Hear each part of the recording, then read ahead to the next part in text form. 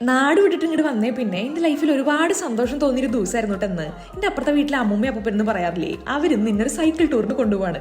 റെഡിയായി നിന്നൊരു 10 മിനിറ്റ് കഴിഞ്ഞപ്പോഴേക്കും ഇന്ന് കൊണ്ടുപോകാൻ ആൾക്കാർ വന്നു. സത്യം പറഞ്ഞാലേ ഒരു 2 മാസത്തേക്കുള്ള പച്ചപ്പും ഹരിതാപയൊക്കെ ഞാൻ ഇന്നൊരു ഒറ്റ ദിവസം കണ്ടിട്ട് കണ്ട പോലെയായി. സന്തോഷവും ആക്രാന്തവും ഒക്കെ കൂടിയിട്ട് ഈ കുന്നും മലയും പുഴയും ഒക്കെ ഒരു പെട്ടിയിലാക്കി ഇന്ന് റൂമിൽ കൊണ്ടുവയ്ക്കാനുള്ള തോന്നലൊക്കെ ആയിരുന്നു എനിക്ക്. ഇടയിൽ വെച്ചിട്ട് ഒരു കഫേയിൽ നിർത്തിയിട്ടാ അമ്മൂമ്മയ്ക്ക് അപ്പോനും 10 മിനിറ്റ് കൂടുമ്പോൾ സിഗരറ്റ് വലിക്കണം. അപ്പൊ അതിന്റെ ഒപ്പം എനിക്കൊരു കാപ്പിയും കൂടി വാങ്ങി തന്നു. ഒരു കാടിന്റെ ഒത്ത നടുക്ക് നല്ല ഭംഗിയുള്ള ഒരു കുഞ്ഞു കഫേ. ഇനി ഇടയ്ക്കൊക്കെ പോയി ഒറ്റയ്ക്ക് ഇരിക്കാൻ എനിക്കൊരു പുതിയ സ്ഥലം കിട്ടി.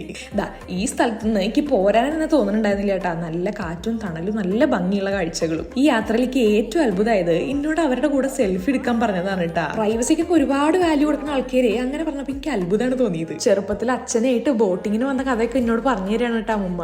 അപ്പൊ ഒക്കെ കഴിഞ്ഞ് വീടെത്തിയപ്പോഴേക്കും എന്റെ ഫോണിന്റെ ബാറ്ററി 0 ആയിരുന്നു. പക്ഷെ മനസ്സ് ഫുൾ ചാർജ് ആയിരുന്നു കേട്ടാ.